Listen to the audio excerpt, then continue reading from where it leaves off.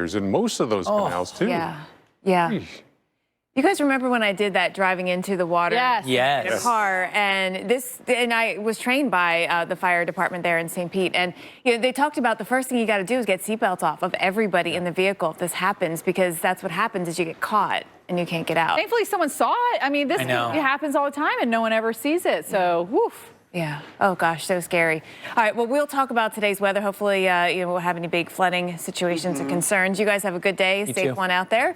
We'll keep it going. Thanks for choosing America's Morning Headquarters to get you through the mid-morning hours. The Weather Channel is helping you plan for the big events ahead. And once again, Jen, we have a lot going on for sure. Yes, so we've got finally our nor'easters out of here, but we're still cleaning up, so we'll get you out to that. We have more thunderstorms actually in the mix again today. We do have more thunderstorms, and those could be on the strong to severe side. We're also talking about some cold temperatures as well as we go into the weekend. Which is interesting. It's gotten colder, but why hasn't the pollen given us a break? No. We have an interview today with the guest coach, our car coach, Lauren Fix, about how pollen could damage your car. Yeah, I can't wait for that interview. Yeah, that's going to be exciting. And we have our next cross-country system that is going to be moving across the area. With that, it's going to leave a mark on some other spots east of here that could see thunderstorms, like New Orleans. So we're taking a look out here in our virtual view, New Orleans. Beautiful day to start your day. Sunshine out there. In fact, it's going to be a good one to go outside and enjoy it. But things start to change by tonight, and storms roll in for tomorrow. So let me show you how the skies are going to change. Sun sets, the clouds roll in, and then we see thunderstorms on the move on Friday. Here comes the rain.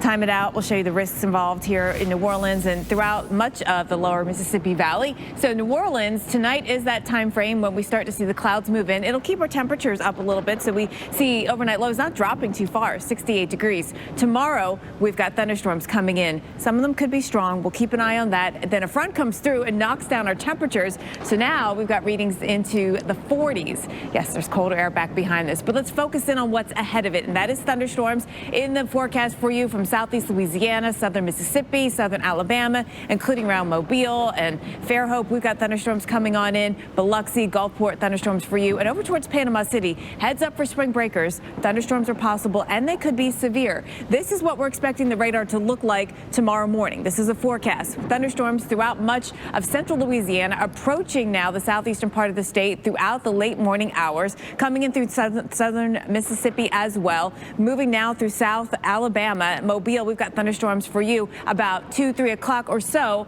And this is a forecast radar, but just to give you the sense of timing, it's afternoon. And for us on the beaches in the Florida Panhandle, thunderstorms coming in into the evening here, late afternoon, early evening, continuing to cross east as we get through the overnight hours. Make sure you're ready. You can stay prepared. And watching Chicago again, rain, maybe a few snowflakes, and then that's about it. And that's how so many of Chicago's storms have gone this season, Lynette. We get rain, we have the potential for snow, but we just can't hold on to it. Exactly. Too bad they're not getting it, overnight where you're getting the cold Right. air. If you want the snow at this point, they're like, forget it. We're moving on. Yes. So speaking of moving on, let's recap yesterday's topic. So we did have shoveling snow versus losing sleep. Yeah, so we put the question of the day out there, like, okay, these are two bad situations. Would you rather shovel March snow, or would you rather lose the hour of sleep? And I'm not a shoveler. I think I might say shovel. I don't want to lose a sleep. Like, this really hit me hard this time.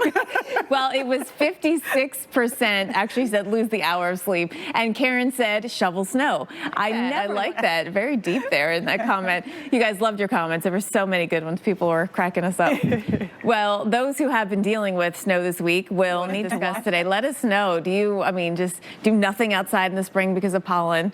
Do you take a shower when you come inside right away, to get the pollen off you? That's a good one. I would love to see someone say that they don't do anything in springtime. I'm thinking that no, like you're going to power through it. Who knows? It's such a beautiful time of year, but it's not without its challenges. All right, that discussion coming along, so make sure you submit your comments and any pictures. If you got a car coated in pollen, we want to see it. Oh, I should submit my picture. I parked next to you today. The wind blowing it around, so heads up for driving. Yeah, so you heard me talk about how we're getting the snow, but some areas too, once again, getting some severe weather. The southern side of the whole system, chance of storms, are going to get into that. You're feeling it out there today, a little spring-like. Temperatures are more mild, dew points are coming up, and it's going to be windy here as well, but bringing different impacts. So the wind to the south brings up air that's got a bit more moisture in it, raising up the dew points, increasing the instability. Thunderstorms are in the mix. We've got a zone in northern Texas, north central Texas, southern Oklahoma, especially It is awful to see a cloud of yellow like that. And pollen is one thing that is everywhere. I mean, you get it at different times of course, of the year, depending on your weather, but it's like no one is exempt. Exactly. And I remember I didn't have pollen until I moved to Atlanta a long time ago, and I finally, not pollen, allergies. Allergies, yeah. Allergies. And so when I got here a long time ago, I finally developed allergies because of the pollen. So it is rough. I think it changes too from year to year, I agree. how different allergens affect you. I agree. It's so complicated. It's such a headache.